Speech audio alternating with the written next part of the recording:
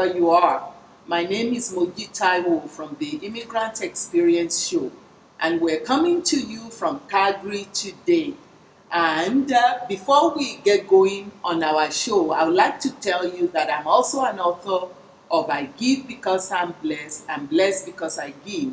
It's a book about the chronicle of an immigrant's journey.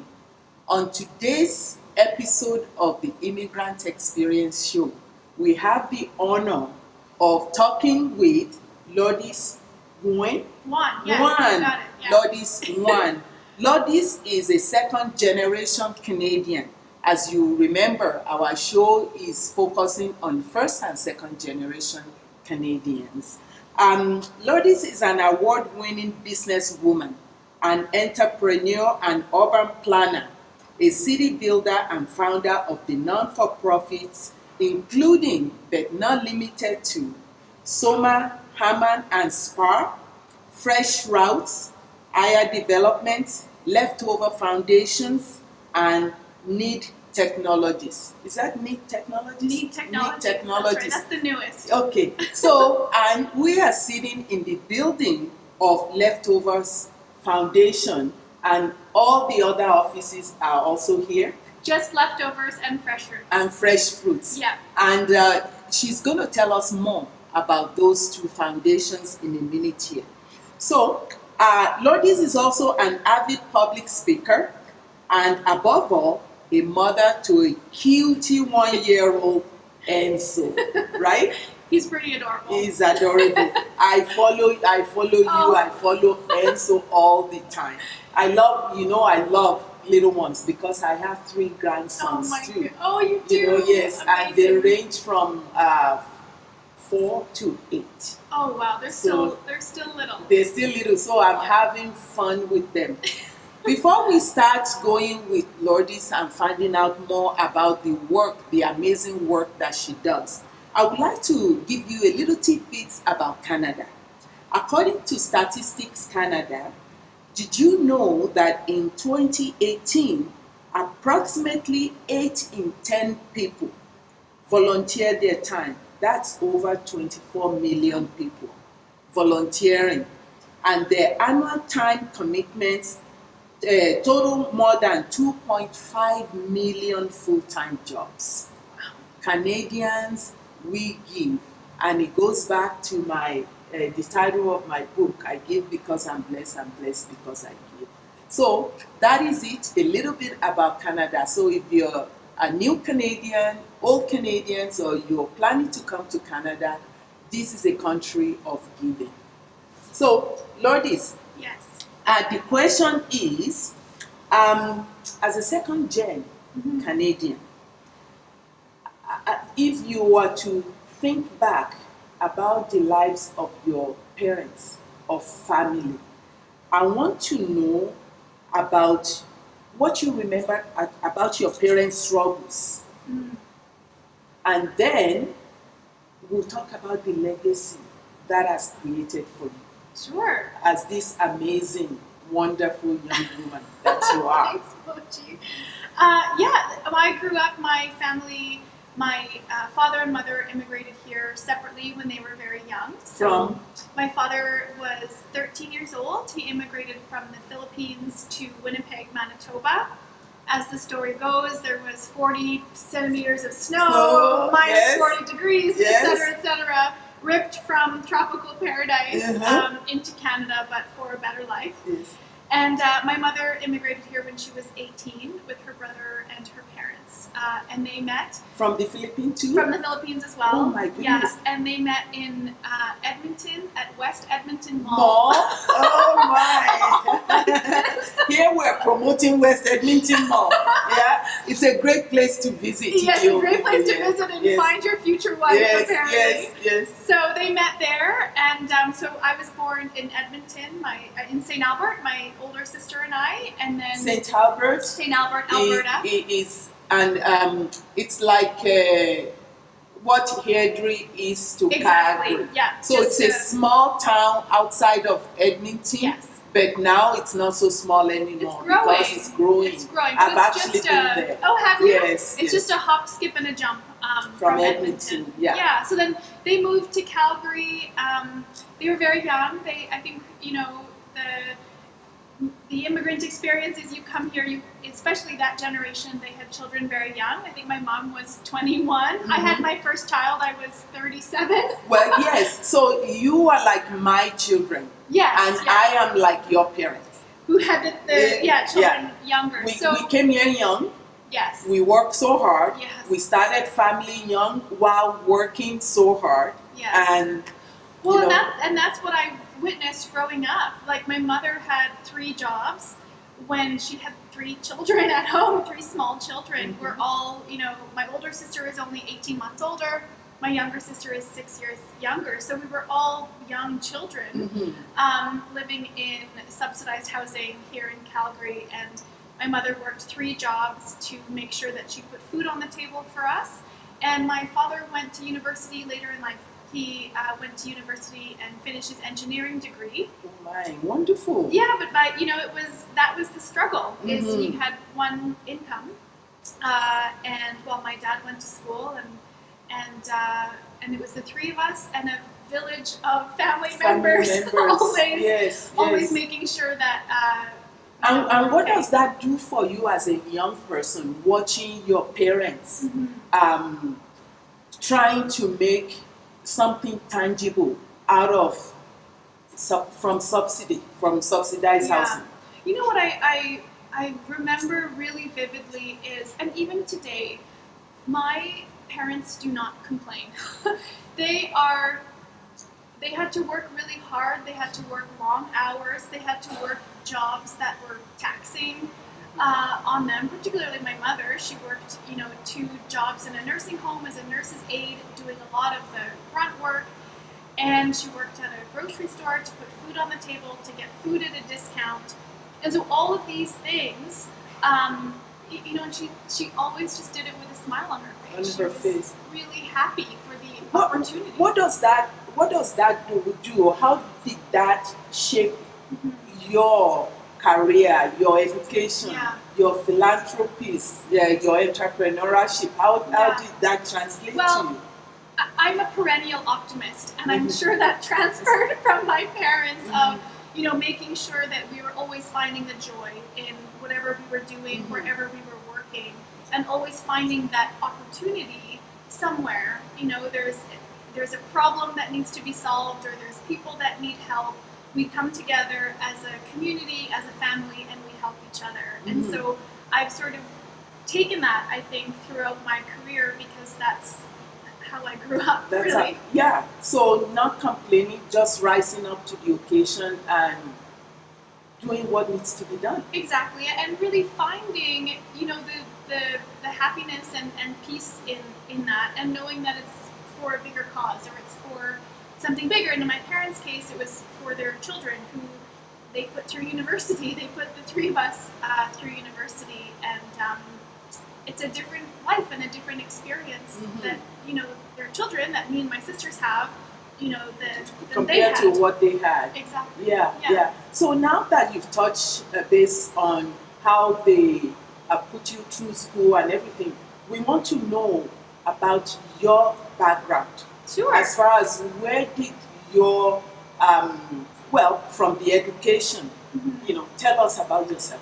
Well, so I think because I saw my mother always working at a young age, and I remember going to the grocery store and picking her up at the different nursing homes, I just had a sense, I think, of always wanting to work. I sort of had this drive to want a job. And so when I was 14 years old, I took a co-op position.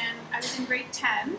I took a co-op position at an architecture company, and I was doing all kinds of work, like filing. See, that's a lesson to other young immigrants and immigrant parents and kids, that you are never too young to take a leap into the corporate world. At 14, from high school, yes, and I was in high school. Yeah. There is a lesson, please. There is a lesson. Never limit yourself. There is opportunities and everywhere. I think the balance was really good. Like I learned how to balance school and work, and I've done that continuously since I was 14 years old.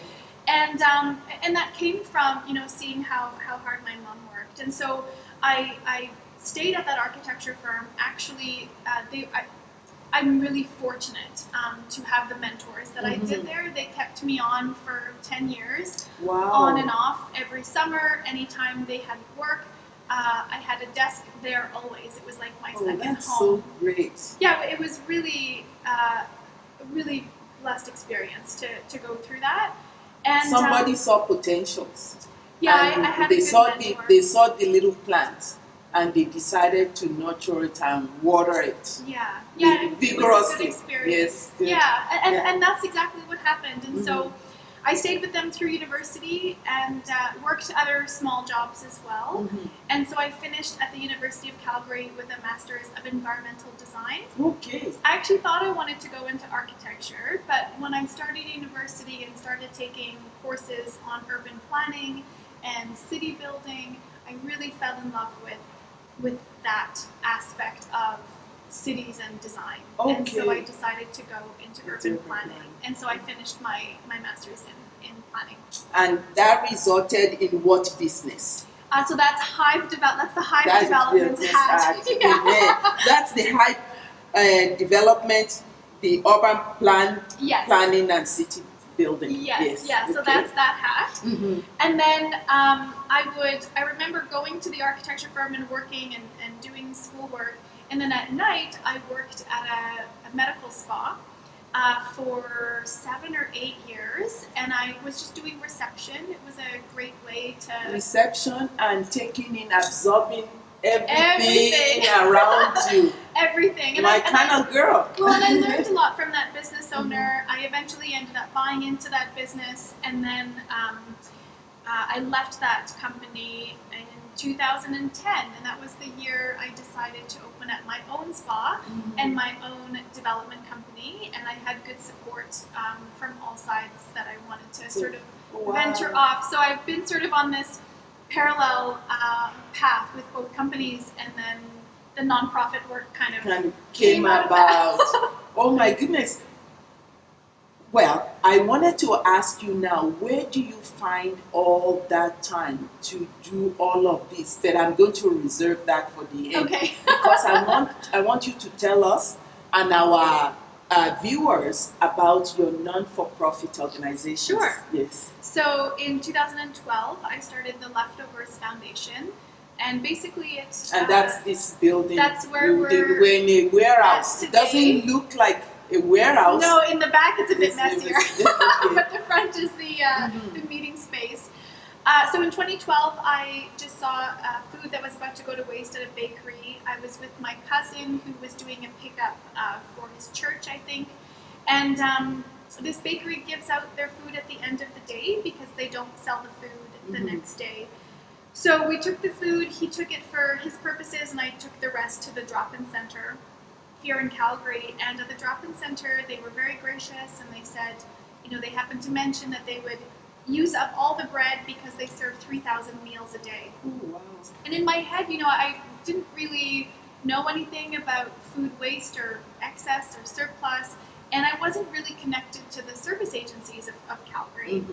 But I knew that, what we picked up was almost 200 pounds of bread. And it could be used. And it could be used. Yeah, and it could feed some hungry, some empty stomachs. So from a resourcefulness, entrepreneurial perspective, I thought, I don't want to waste this, especially if it's good food, baked that morning. It makes no sense that we're throwing this away. So I just started to call and other bakeries and other organizations to see if they could use the food. And I remember working out of coffee shops because I was a new entrepreneur. I didn't have an office. So the coffee shop is your office as a startup entrepreneur.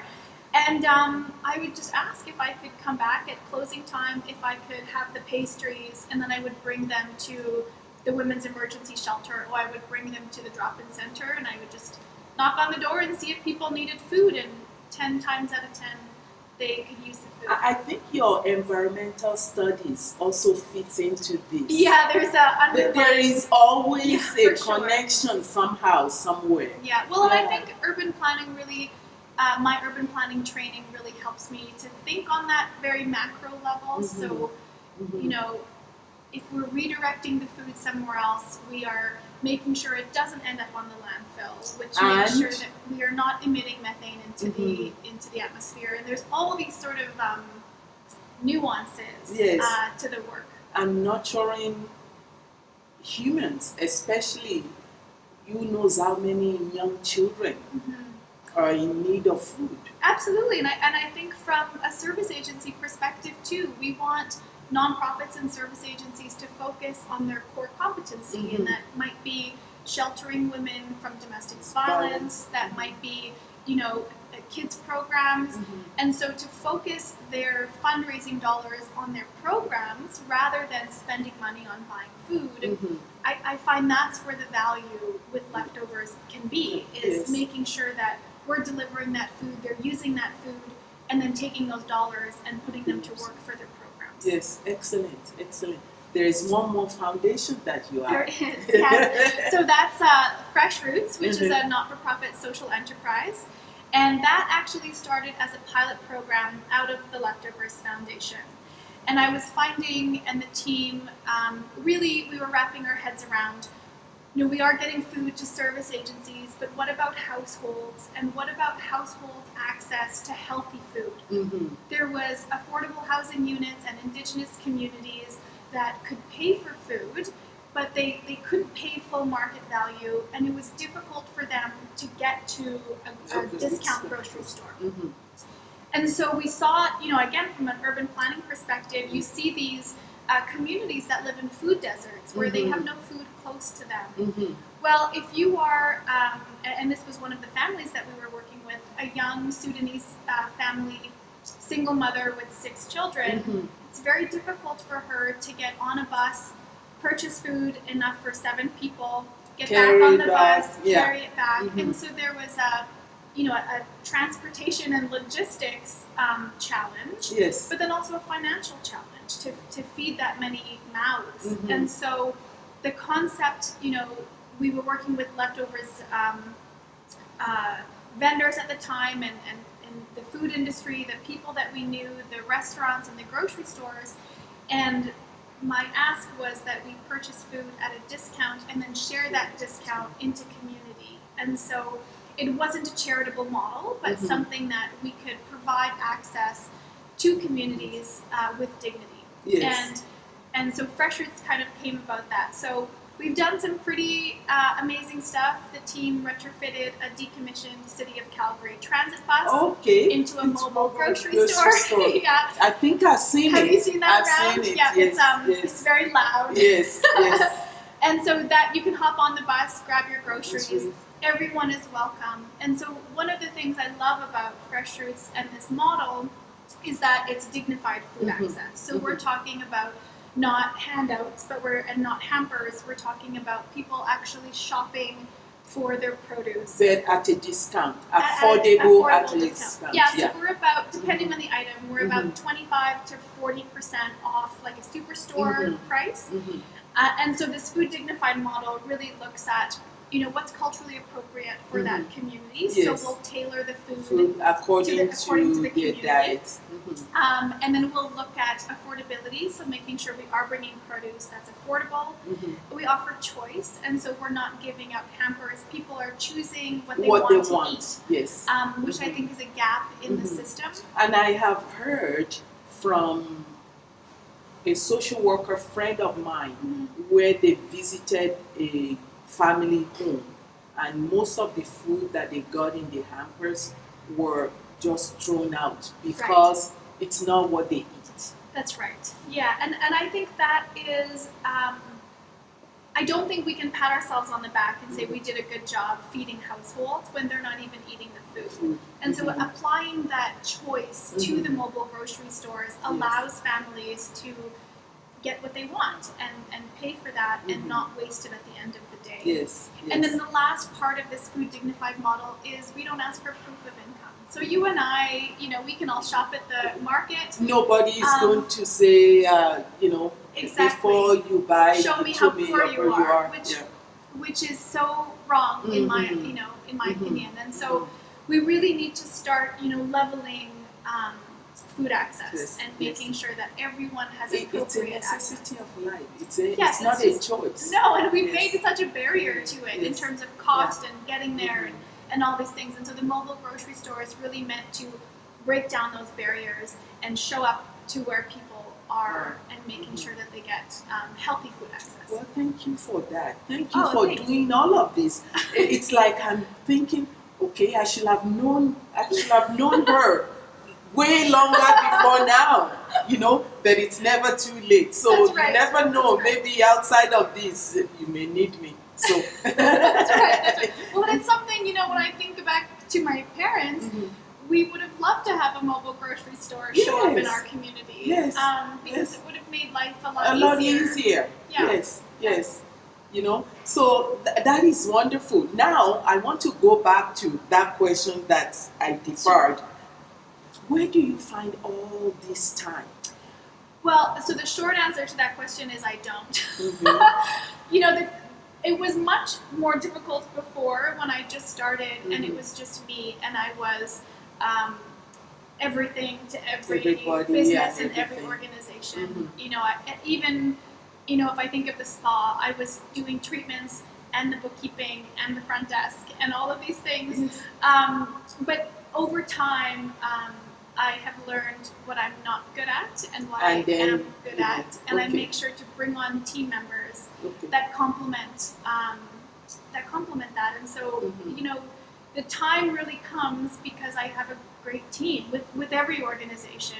And You need a great team, and you it's need so to be crucial. able to trust your team.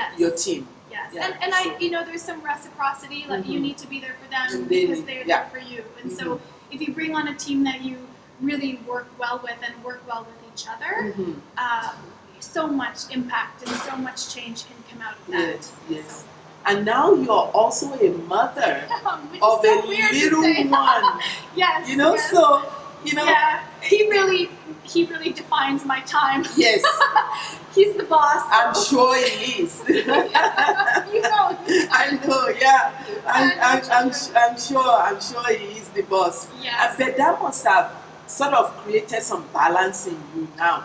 Yeah, it really actually has helped me prioritize things, I think, because, if I am doing something and I'd rather be with him, I'm really sort of checking, having that sort of self-check. And that has really helped me sort of trim the excess off of what wasn't serving, myself and my family and my work. And things that, I have kept in my life and, I really want to work a mile deep Yes. and an inch wide, rather than being everybody to everybody, being everything to everybody. That's wonderful. So, as we're going to be ending this conversation, Yes.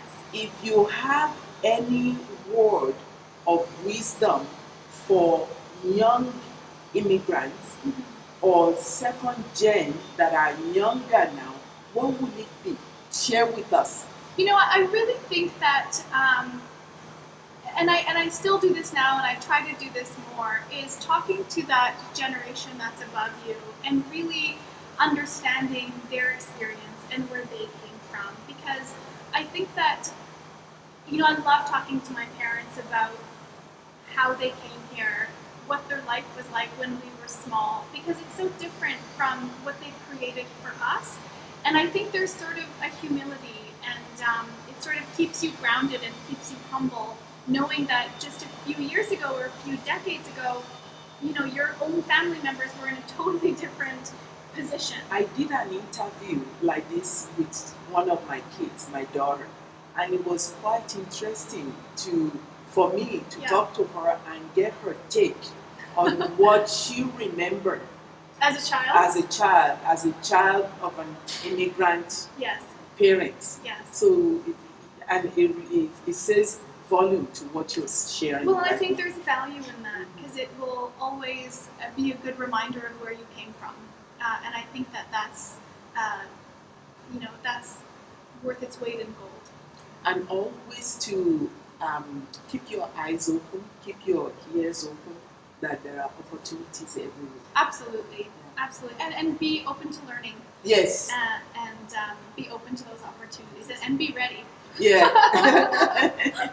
Well, this has been great. Thank you. You know, so much. it's a short interview, but Yeah, I'm sure we harvested a lot from Lourdes and her expertise and experiences, especially the spirit of giving and identifying gaps in the community in services and creating solutions for those gaps for our community. I personally just loves that. Thanks, and Moji. adores you for Thank that. you. Well, same to you. I love Diversity Magazine. I've been following it for how many years now? Yeah, So yeah. I'm a big fan. Thank you for having me. Thank you so much. So before we go now, I would like to thank our supporters who have been supporting us through subscriptions. Please subscribe from our website and also follow us, like us, and share as we bring to you inspiring and empowering stories of immigrants in Canada. So my name is Moji Taiwo, the host of the Immigrant Experience Show. Until next time, we say goodbye and thank you.